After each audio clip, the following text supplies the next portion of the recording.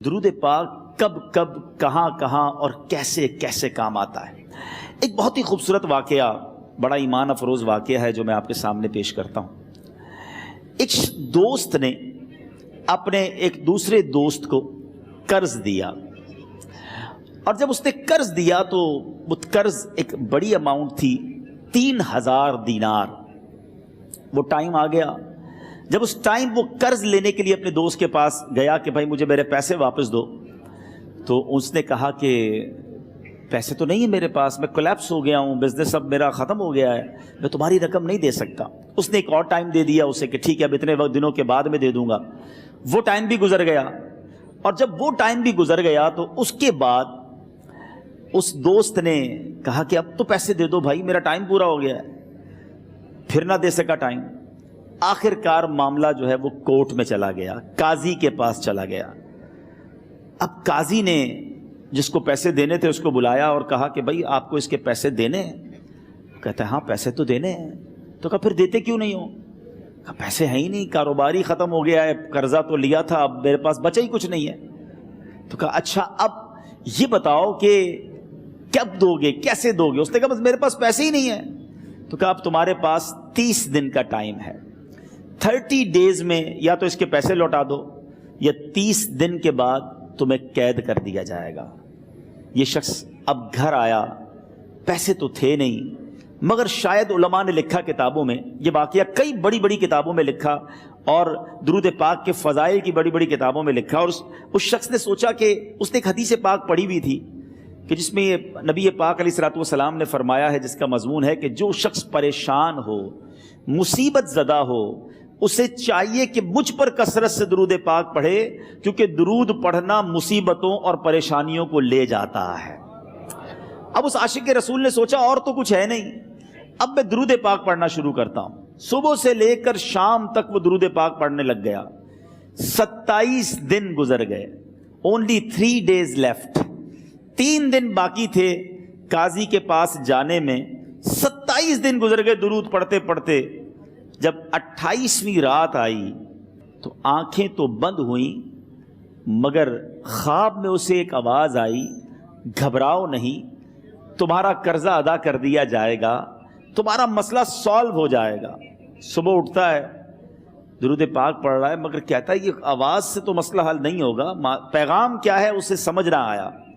28واں دن گزر گیا، 29ویں رات آ گئی، مگر اب آنکھیں بند ہوئیں اور قسمت جاگ اٹھی۔ نبی پاک صاحب لولاک صلی اللہ تعالیٰ علیہ وسلم خواب میں تشریف لائے، اور پیارے آقا صلی اللہ تعالیٰ علیہ وسلم نے فرمایا گھبراؤ نہیں، علی بن عیسیٰ وزیر کے پاس جاؤ، وہ تمہارا قرضہ ادا کر دے گا۔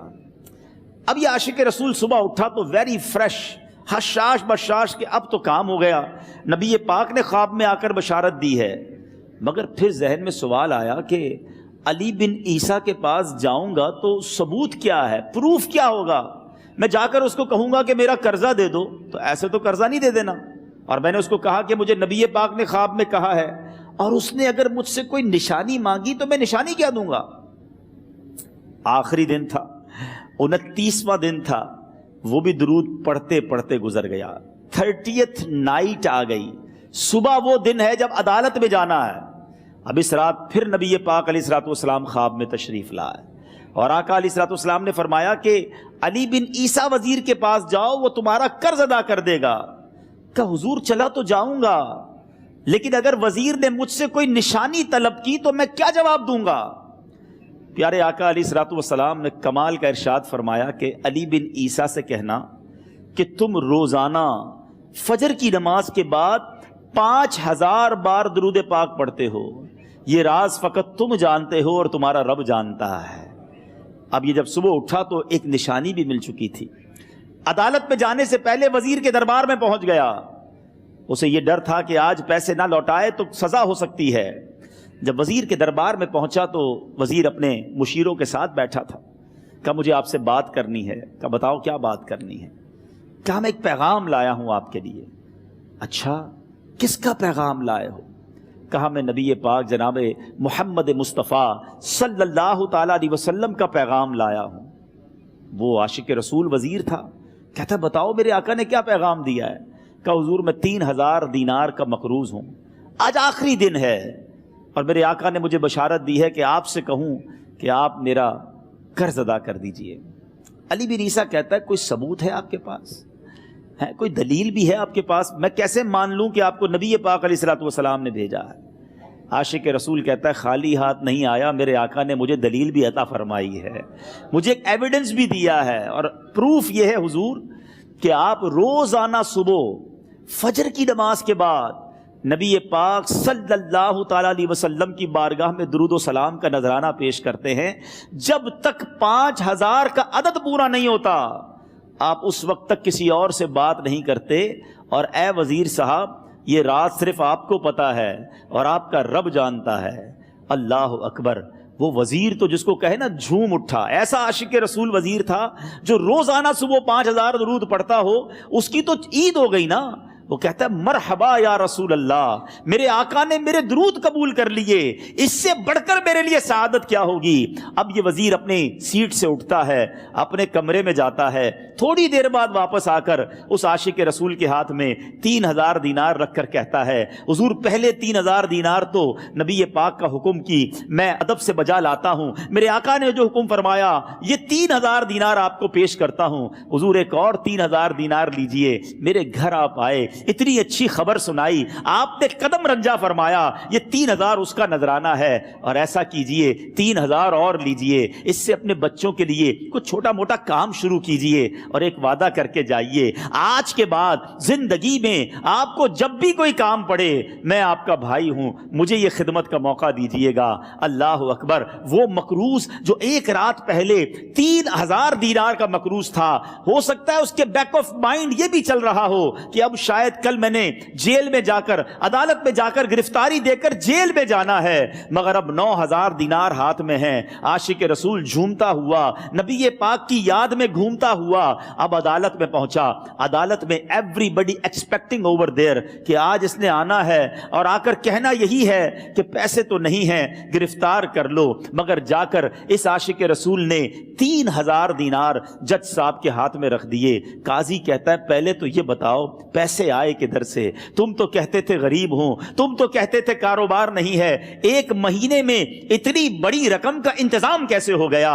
سبحان اللہ! اس عاشق رسول نے گویا زبان حال سے یہ کہا ہوگا کہ یہ تو کرم ہے ان کا، ورنہ مجھ میں تو ایسی بات نہیں، اتنا دیا سرکار نے مجھ کو، اتنی میری اوقات نہیں۔ اس نے وہ پورا واقعہ بھری عدالت میں سنا دیا۔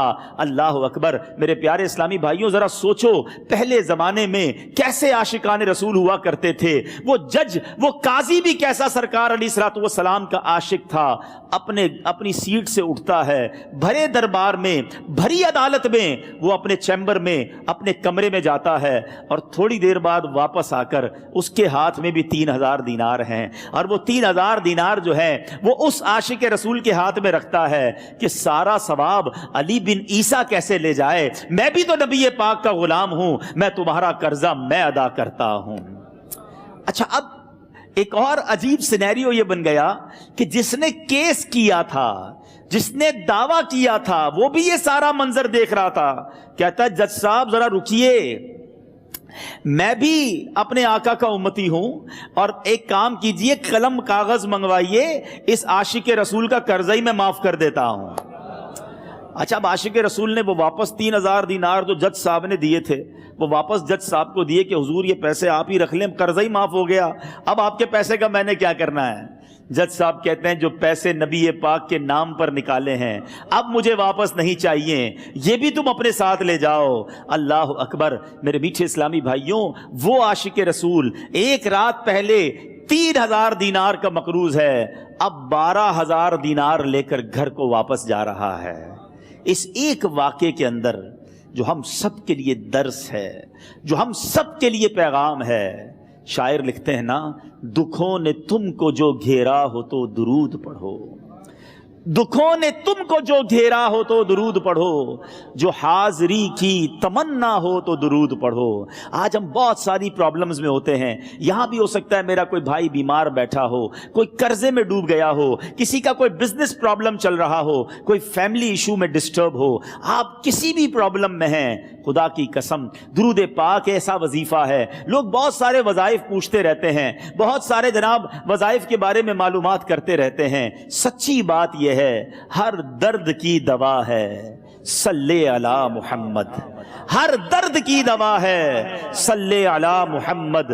तावीज़ हर बला है सल्ले अला मुहम्मद। तो खुदारा अपनी ज़िंदगी में दुरूद पाक को शामिल कर लीजिए और आप बिलीव करें, जब आपने कसरत से दुरूद पाक पढ़ने शुरू कर दिए, आप अपनी आंखों से देखेंगे आपके प्रॉब्लम दूर हो रहे हैं, आपकी सेहत अच्छी हो रही है, आपके कर्जे उतरने शुरू हो गए हैं, रोजगार में आपके बरकत होना शुरू हो जाएगी, आपके चेहरे पे नूर आना शुरू हो जाएगा, आपकी जबान में असर आना शुरू हो जाएगा। सल्लू अलल हबीब सल्लल्लाहु तआला अला मुहम्मद। मुझे अपनी और सारी दुनिया के लोगों की इस्लाह की कोशिश करनी है इंशाअल्लाह।